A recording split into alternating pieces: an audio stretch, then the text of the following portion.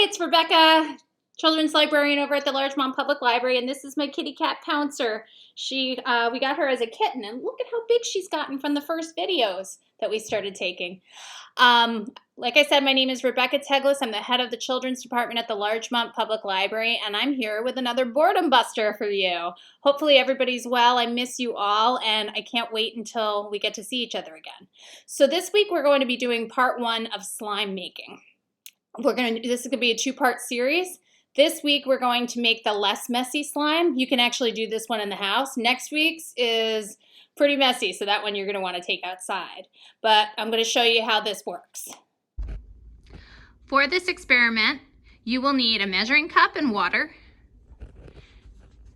You will need glue. It can be clear or the regular kind of school glue, but if you use the other kind and it's not clear, it gets a little cloudy, but it still works. Liquid starch, of course, any brand will do. Food coloring, any color, your child's favorite color. And of course, the mixing bowl. And now for the recipe. What you'll need is 1/2 cup of water, 1/2 cup of glue, and 1/2 cup of liquid starch. I'm going to show you how you put it all together. What you're going to want to do is mix the water and the glue first. It's kind of hard to see, but I pre-measured out 1/2 cup of water and put it in. And now I'm going to add the glue.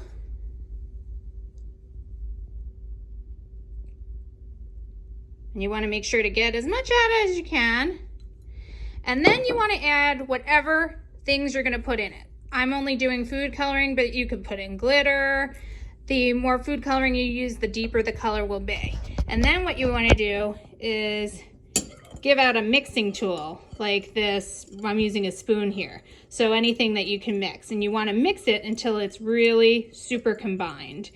So you're going to mix it for about, I would say, a minute. Now comes the magic ingredient that makes everything work. You're going to want to take 1/2 cup of liquid starch and you combine it with your mixture. And then you start mixing again. And you mix and you mix, and you can see it's kind of all gathering in the middle.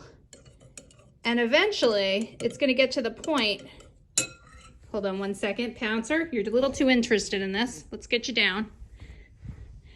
Eventually it's going to get to the point where you can no longer mix anymore. So then what you're going to want to do, and you might want to wear gloves for this, it depends on how okay you are with a little bit messy with the kids. But then you're going to want to have them take it and start kneading it. And you knead. And you keep kneading. The more liquid starch you use, the quicker this process goes.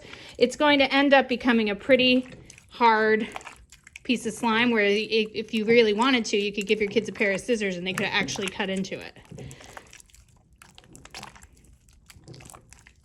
So you keep mixing, and it looks like mine's combining. Woo! Like I said, once you add the liquid starch, the color is going to dull a little, so you might want to be a little more generous with the food coloring than you might normally be. So once the slime is mixed, it really doesn't get stuck to your hands anymore. Well, a little bit, but not too bad. You saw how messy my hands were when I was mixing it, but once it's mixed, it's pretty fun to play with. And like I said, it's pretty hardy. It holds together well. So I think this might be one of my favorite slimes. I've tried a lot of them. My son and I have, especially now.